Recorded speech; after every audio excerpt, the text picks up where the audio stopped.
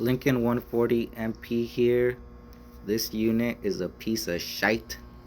We see these way too much.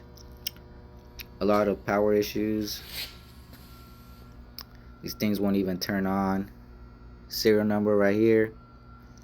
That one I believe was 23. I can't really read it. Your second and third number are the year. So if you got it within the last 3 years, you'll be covered by warranty. So what I did first with this one to check the input is that gray lead and this white lead. Disconnect those. Check for 120. You want to disconnect it so you don't want a bad reading through the board. But if you got that 120 there and it's not turning on, it's going to be that PC board. Out of warranty, I don't know how much it costs. I don't remember off the top of my head how much this board costs. You can probably look it up on Google or something, but we're under warranty, you're good. And yeah, cool electronics here.